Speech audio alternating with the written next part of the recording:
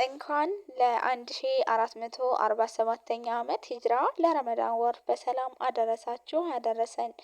ሰላም አለይኩም ወራህመቱላሂ ወበረከቱ። ውድና የተከበራችሁ የሰሙ ዩቲዩብ ቻናል ተከታታይ ቤተሰቦቼ እንዴት ናችሁልኝ? አልሐምዱሊላህ እኔ ደህና ነኝ። በያላችሁበት ሀገርና ቦታ የአላህ ሱብሃነሁ ወተዓላ እዝነትና ሰላም ራህመት ጥበቃ አይለያችሁ እያልኩኝ እንግዲህ ዛሬ ላይ ረመዳን ሙባረክ ልላችሁ እወዳለሁ ማለት ነው። እንኳን ለ1447ኛ ዓመት ሂጅራ ለረመዳን ወር በሰላም በፍቅር አደረሳችሁ አደረሰን። ረመዳን ሙባረክ ብያለሁ ማለት ነው።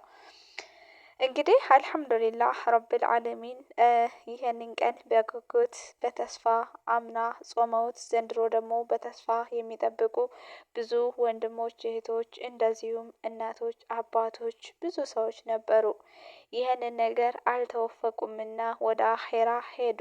እኛ ግን ዛሬ ላይ አልሐምዱሊላህ አላህ ሱብሃነሁ ወተዓላ ይህንን እድል ወፍቆናል። 11 ወር ሙሉ 12 ወር ሙሉ እንግዲህ ያንን ጊዜዎች ሁሉ እስከ ዛሬ አሳልፈን ዛሬ ላይ ደግሞ በአመቱ ረመዳንን ወፈቀን።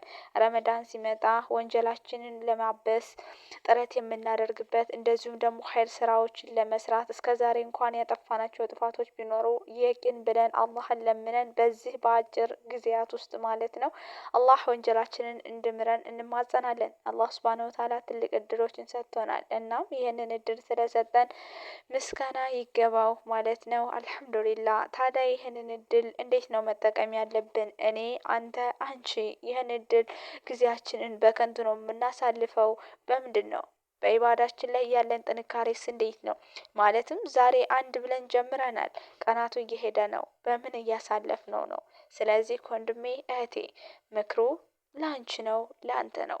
በረመዳን እንዴት በተሻለ መልኩ እንጠቀም? ረመዳንን እንዴት በተሻለ መልኩ እንጠቀመው? እስኪ ለኔ ላንቺ ላንተ። ረመዳን አላህ ላደለው ሰው ዋጋው ከሚታሰበው በላይ እጅግ የላቀ ነው። አላህ ከዚህ ከተከበረ ወር ከሚጠቀሙት እንዳደርገን እየተማጸን እነዚህን የሚከተሉትን ነጥቦች እንድናስተውል አስታውሳችኋለሁ። አንደኛ፣ ቀዳሚው ነገር ከረመዳን እንደሚገባ ለመጠቀም ቁርጠኛ ውሳኔ እንወስን። የቁርጠኝነት መዳከም የአፈጻጸም መዳከምን ያስከትላል። አንድ ድክመት ሌላ ድክመትን እንዳይስብ እንጠንቀቅ። ረመዳን አጋማሽ አካባቢ የሚታየው መቀዛቀስ የዚህ የቁርጠኝነት ችግር አንድ መገለጫ ነው። ሁለተኛ፣ በአግባቡ ለግዴታ ኢባዳዎች ቅድሚያ እንስጥ። ሙሉ 5ቱን ወቅት ሶላቶችን በጀማ እንስገድ። ሱብሂ ሶላት ላይ አንዘናጋ። ዘካ የሚመለከተን ከሆነ ችላ እንበል። ሶስተኛ፣ ተራዊህን ጨምሮ ሁሉንም ሱና ሶላቶች ለመስገድ ቁርጠኛ ውሳኔ እንያዝ። አራተኛ፣ ለቁርአን ጊዜ እንስጥ። ከፈርድ ሶላት ወቅቶች ጋር የሆነ ያክል ጊዜ ወይም የሆነ ያክል መጠን እንመድብ። ወይም ሱሁር ላይ ከአሱር በኋላ የሆነ ወቅት እናዘጋጅ። አምስተኛ፣ ሶደቃ እንናቅ። እንደ አቅማችን በገንዘብ፣ በመስጂድ ምንጣፍ፣ እንደዚሁም በሙስሐፍ ቁርአንን በቁርአን፣ በምግብ፣ በውሃ፣ በሳምቡሳ፣ በተምር እንደዚሁም ደግሞ መስጊድ በማጽዳት ሰዎችን በማስተናገድ ባጭሩ ትንሽ የሚሆን ትልቅ አላህ ባገራልን እንሳተፍ። ስድስተኛ፣ ምላሳችንን በዚክር እንጥመድ። ዱዓን እናድርግ። ዚክር ልፋት የሌለው አፈጻጸሙ የቀለለ ዋጋው በጣም የገዘፈ ልዩ ኢባዳ ነው። በረመዳን ሲሆንስ?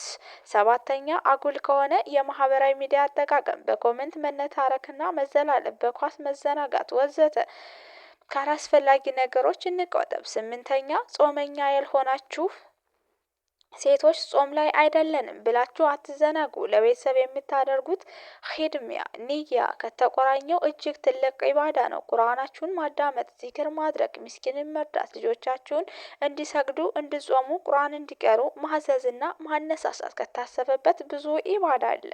ዘጠነኛ፣ አይናችንንም ጆሮአችንንም ምላሳችንንም ከመጥፎ ነገር እንቆጥብ። አዋዋላችንን ላልተገባ ነገር የሚያጋልጥ ከሆነ መላ እንበለው። ስልካችን ላይ መጥፎ ነገሮች ካሉ እናጽዳ። ተቀጥረን የምንሰራ ከሆነ ኃላፊነታችንን በአግባቡ እንወጣ። እኔ፣ አንቺ፣ አንተ። አስረኛ፣ የኢኽላስ ነገር አደራ። ልፋት ዋጋ የሚኖረው ኢኽላስ ሲኖር ነው። ያለበለዚያ ከንቱ ልፋት ነው የሚሆነው። ኢባዳችን አነሰን በዛም ፍጹም ለአላህ ይሁን። ይህንን ያክል ቀራሁ፣ ይህንን ያክል ሰገድኩ፣ ይህንን ሰጠው ከሚሉ የይውልኝና የይስሙልኝ ተውሳክ በእጅጉ እንራቅ። ከኛ ውስጥ ቀጣይ ረመዳን የማይደርስ ብዙ አለ።